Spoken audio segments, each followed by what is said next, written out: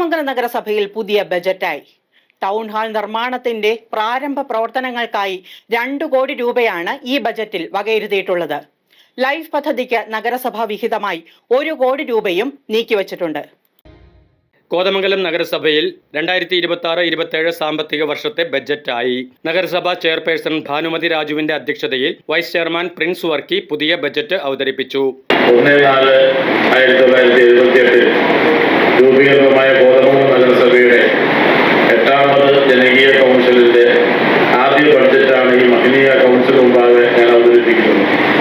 കേരളത്തിലെ ഏറ്റവും കൂടുതൽ ഭൂവിസ്തീർണമുള്ള നഗരസഭകൾ ഒന്നായ കോതമംഗലം നഗരം ആകെയുള്ള 33 വാർഡുകളിൽ നഗരസ്വഭാവമുള്ള 6 വാർഡുകൾ കഴിഞ്ഞാൽ പിന്നെ 27 വാർഡുകളും വിസ്തൃതിയുള്ളതും ഗ്രാമീണ സൗകര്യമുള്ളതുമാണ്. 40.4 ചതുരശ്ര കിലോമീറ്റർ വിസ്തൃതിയുള്ള കോതമംഗലം നഗരസഭയുടെ എല്ലാ ഭാഗങ്ങളിലും സാമ്പത്തിക പരാധീനതയിൽ നിന്നുകൊണ്ട് പോലും പരമാവധി വികസനം എത്തിക്കുകയാണ് ഓരോ ബഡ്ജറ്റിൽ ലക്ഷ്യമിടുന്നത്.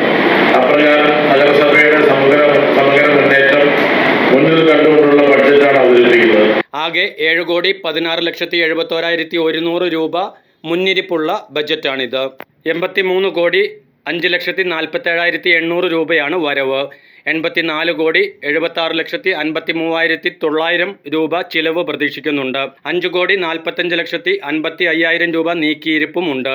ലൈഫ് പദ്ധതിക്ക് നഗരസഭാ വിഹിതമായി 1 കോടി രൂപ മാറ്റിവെച്ചിരിക്കുന്നു. ടൗൺ ഹാൾ നിർമ്മാണത്തിന്റെ പ്രാരംഭ പ്രവർത്തനങ്ങൾക്കായി 2 കോടി രൂപ ബജറ്റിലുണ്ട്. പൊതു ശ്മശാനത്തിന്റെ ലാൻഡ്സ്കേപ്പ് പ്രവർത്തനങ്ങൾക്കായി 50 ലക്ഷം രൂപയും വകയിരുത്തിയ ബജറ്റാണ് ഇത്. 27 വർഷത്തെ കോതമംഗലം നഗരസഭയുടെ ബഡ്ജറ്റ് ഇന്നിവിടെ അവതരിപ്പിച്ചപ്പോൾ 7,16,71,100 രൂപ മുന്നൊരുപ്പും 83,54,7,800 രൂപ വരവും നടപ്പ് സാമ്പത്തിക വർഷം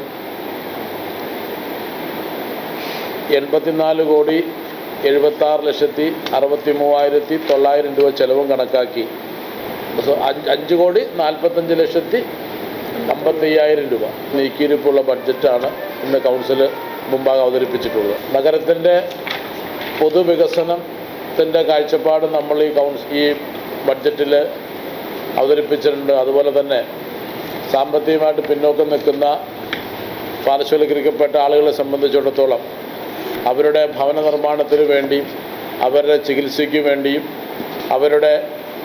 അവർ താമസിക്കുന്ന സ്ഥലത്തെ ഭൗതിക സാഹചര്യങ്ങൾ ഉയർത്തുന്നതിനൊക്കെ വേണ്ടിയുള്ള ഫണ്ടുകൾ വളരെ കാര്യക്ഷമമായിട്ട് തന്നെ നമ്മൾ ഈ ബഡ്ജറ്റിൽ ഉൾപ്പെടുത്തിയിട്ടുണ്ട്. ഇവിടെ ഭവന നിർമ്മാണവുമായിട്ട് ബന്ധപ്പെട്ട് ഏകദേശം 1 കോടി രൂപ കോതമംഗലം നഗരസഭ ബഡ്ജറ്റിൽ നിന്ന് കണ്ടെത്തുവാൻ വേണ്ടിയാണ് നമ്മൾ ശ്രമിച്ചിട്ടുള്ളത്. ബാക്കി തുക സംസ്ഥാന ഗവൺമെൻറ്റിൻ്റെയും കേന്ദ്ര ഗവൺമെൻറ്റിൻ്റെയും സഹായത്തോടു കൂടി പാർപ്പിടമില്ലാത്ത മുഴുവൻ ആളുകൾക്കും നഗരസഭാ പരിധിയിലുള്ള ആളുകൾക്ക് പാർപ്പിടം ഈ വർഷം ഉണ്ടാക്കി കൊടുക്കണമെന്നാണ് കൗൺസിലിൻ്റെ ഒരു തീരുമാനവും ആഗ്രഹവും. അതോടൊപ്പം തന്നെ നമ്മുടെ ടൗൺ ഹാളിൻ്റെ നിർമ്മാണവുമായിട്ട് ബന്ധപ്പെട്ട് 2 കോടി രൂപ നമ്മൾ ഈ ബഡ്ജറ്റിൽ വകയിരുത്തിയിട്ടുണ്ട്. പോരാത്ത പണം മറ്റ് ധനകാര്യ ഏജൻസികളിൽ നിന്നും ബഹുമാനപ്പെട്ട ഗവൺമെൻറ്റിൽ നിന്നെല്ലാം ലഭ്യമാക്കുന്ന മുറയ്ക്ക് ടൗൺ ഹാളിൻ്റെ പണികൾ ആരംഭിക്കാനാണ് കൗൺസിൽ ലക്ഷ്യമിട്ടിട്ടുള്ളത്. പട്ടികജാതി പട്ടികവർഗ വിഭാഗത്തിലുള്ളവർക്കും പിന്നോക്ക സമുദായക്കാരായ തദ്ദേശവാസികൾക്കും ക്രിമേഷനും ആംബുലൻസ് സൗകര്യവും സൗജന്യമായി നൽകും. വിവിധ കുടിവെള്ള പദ്ധതികൾക്കായി 1 കോടി രൂപയും ബസ് സ്റ്റാൻഡ് ബിൽഡിങ്ങിൻ്റെ കാലപ്പഴക്കം മൂലം പൊളിച്ചുമാറ്റി പുതിയ കെട്ടിടം പണിയുന്നതിന് 6 കോടി രൂപയും നീക്കിവച്ചിരിക്കുന്നു. താലൂക്ക് ആശുപത്രിയുടെ പ്രവർത്തനങ്ങൾക്കായി 1.5 കോടി രൂപയാണ് കണക്കാക്കിയിട്ടുള്ളത്. വെണ്ടുവഴി വെൽനസ് സെൻ്ററിന് സ്ഥലം വാങ്ങുന്നതിനായി 30 ലക്ഷം രൂപ ബജറ്റിലുണ്ട്. പാലിയേറ്റീവ് കെയർ പ്രവർത്തനങ്ങൾക്കായി 14 ലക്ഷം രൂപയും ICU സൗകര്യമുള്ള അത്യാധുനിക ആംബുലൻസ് വാങ്ങുന്നതിന് 25 ലക്ഷം രൂപയും മാറ്റിവെച്ചിരിക്കുന്നു.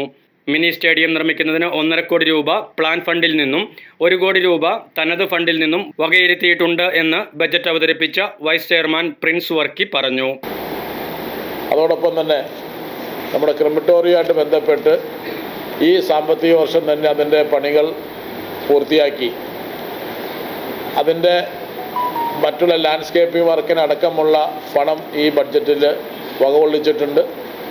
അതോടൊപ്പം തന്നെ പണി പൂർത്തിയായി കഴിഞ്ഞാൽ ഈ നഗരസഭാ അതിർത്തിക്കുള്ളിലെ പട്ടികജാതി പട്ടികവർഗത്തിൽപ്പെട്ട ആളുകൾക്കും സാമ്പത്തികമായിട്ട് പിന്നോക്കം നിൽക്കുന്ന ആളുകളുടെയും എല്ലാം മൃതദേഹം സംസ്കരിക്കുന്നതിന് വേണ്ടി തികച്ചും സൗജന്യമായിട്ടും അതോടൊപ്പം തന്നെ ആംബുലൻസ് അടക്കമുള്ള സൗകര്യങ്ങൾ അവർക്ക് വിട്ടുകൊടുത്തുകൊണ്ട് ഉള്ള ഒരു പരിപാടിക്കാണ് നഗരസഭാ കൗൺസിൽ ലക്ഷ്യമിടുന്നത്. അതിനുവേണ്ടി 25 ലക്ഷം രൂപ ഈ ബഡ്ജറ്റിൽ വകകൊള്ളിച്ചിട്ടുണ്ട്.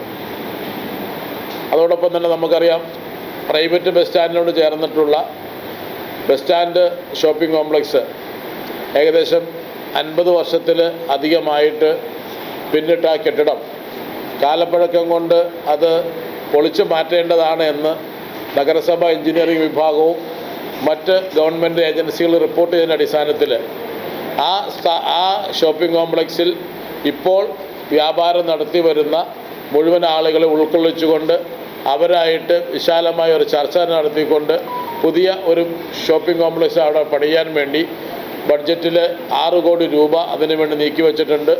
നഗരസഭയുടെ വിഹിതമായിട്ട് 1 കോടി രൂപയും അതോടൊപ്പം തന്നെ ബാക്കി വരുന്ന തുക മറ്റ് ധനകാര്യ ഏജൻസികളിൽ നിന്ന് വായ്പ എടുത്ത് ആ ഷോപ്പിംഗ് കോംപ്ലക്സിൻ്റെ പണി ആരംഭിക്കാൻ വേണ്ടി തീരുമാനിച്ചിട്ടുണ്ട്.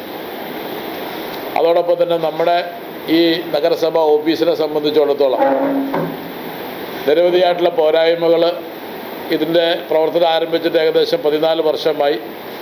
അപ്പോൾ ചില പോരായ്മകളുണ്ട്. അപ്പോൾ അതിൻ്റെ നവീകരണത്തിന് വേണ്ടിയും അതോടൊപ്പം തന്നെ നഗരസഭാ കാര്യാലയത്തിൽ എന്തെങ്കിലും ആവശ്യങ്ങളുമായിട്ട് കടന്നു വരുന്ന പൊതുജനങ്ങളെ സംബന്ധിച്ചിടത്തോളം അവരുടെ ആവശ്യങ്ങൾ വളരെ പെട്ടെന്ന് നടത്തിയെടുക്കുന്നതിനൊക്കെ വേണ്ടിയായിട്ട് ഈ നഗരസഭ ഓഫീസിൻ്റെ നവീകരണത്തിന് വേണ്ടി 1.5 കോടി രൂപ നമ്മൾ ഈ ബഡ്ജറ്റിൽ വകയിരുത്തിയിട്ടുണ്ട്.